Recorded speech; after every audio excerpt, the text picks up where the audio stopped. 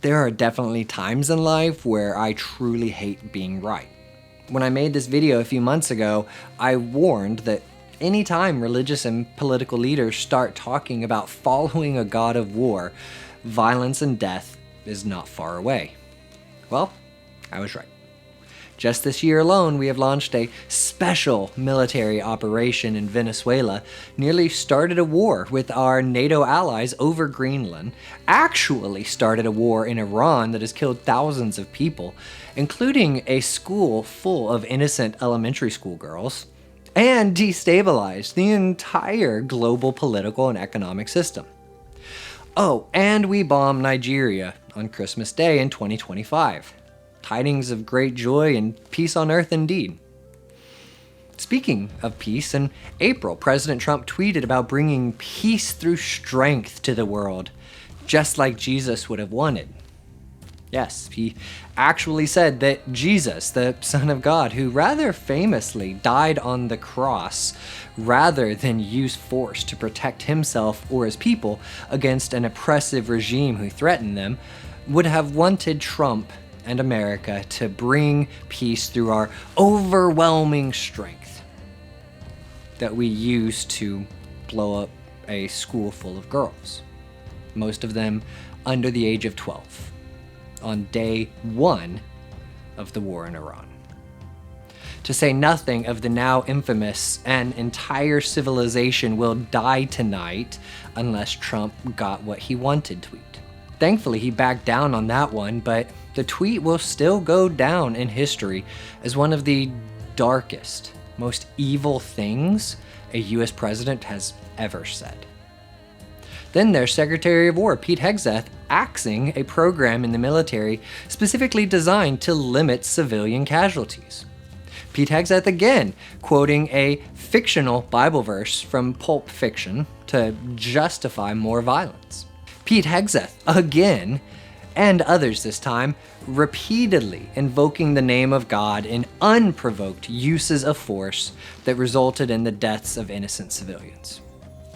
You got multiple faith leaders publicly declaring that God supports all this unnecessary, purposeless violence.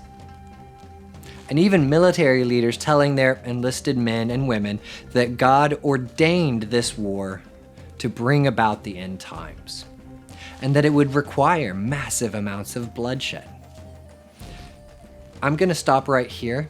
I'm going to make a point that I have not heard enough people make. If your belief is that God requires the Middle East to be drowned in blood before he comes back, then you are worshiping Satan. If you believe that the sacrifice of a school of children on the altar of war is required for your God to come back, you are worshiping Satan. Full stop. God created this world all on his own. God walked on this world all on his own. God sent his son to this world all on his own. A few months ago, we celebrated the resurrection of Jesus, something that God did all on his own. God doesn't need us to drown the world in blood and child sacrifice before he can come back the next time. That felt really good to say. More people should be saying it. But now, let's get back to the main point. All of this is to say, this is what following a god of war gets you. Are we happy now? Are we more satisfied? More fulfilled? What could we possibly gain that would make any of this worth it? What good is it if we gain the whole world and lose our soul? But we've practically lost the entire world, so we didn't even get that. But this is what happens when our religious and political leaders start talking about gods of war. The Pope even got into a social media fight with the president because he wanted to remind the world that Jesus is the Prince of Peace, and God doesn't listen to the prayers of those whose hands are soaked in blood. Isaiah 1:15. Look it up. We just observed Memorial Day in America, a day to remember those who died in service to our country. The military may be a necessary evil in this fallen world, but war is always an evil. In fact, the majority of good military leaders all know from firsthand experience that war is a bad thing. Jesus came that we might have life and have it in abundance. Therefore, by its very nature, war is the opposite spirit of Christ.